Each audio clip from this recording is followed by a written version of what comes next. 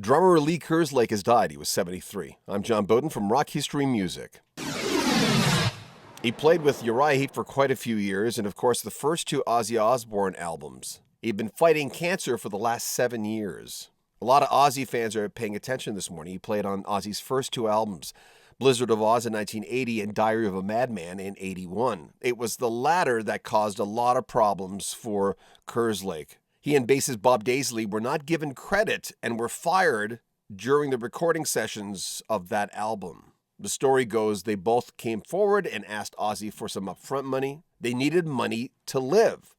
Ozzy goes off, talks to Sharon, then they both get fired. And to add insult to injury, even though they were on that album, in the beginning they were not given credit. Then they went to court. And Kerslake lost his house to bankruptcy after that lawsuit that they filed against Sharon and Ozzy was thrown out. Making it worse, in 2002, the album was reissued and both Daisley and Kerslake's part were taken out. And both members were also saying that they contributed songs. They helped write the material. I mean, that was a mess that lasted a whole bunch of years until recently when Kerslake said, "Can I have my platinum albums before I die?" And Sharon and Ozzy finally made that happen not that long ago.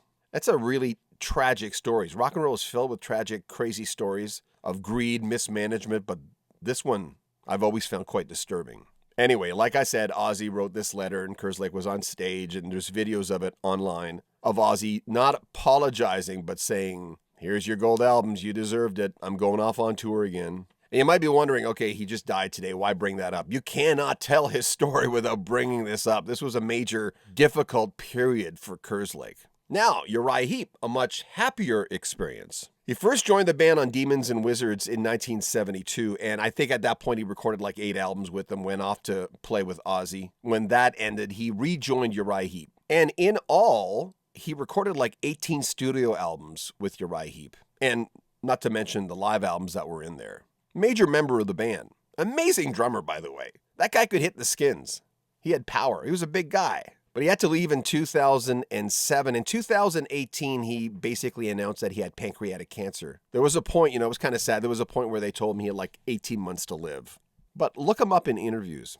Check him out in interviews on YouTube. Just if you haven't seen him talk, the guy always had a pretty good disposition, a pretty good attitude about things, in spite of what had happened to him. Those first two Ozzy albums, man, in spite of the fact that he was kicked out of Black Sabbath, even back then I remember thinking, what can we expect when he goes solo? What's this going to sound like? Sounded pretty damn good.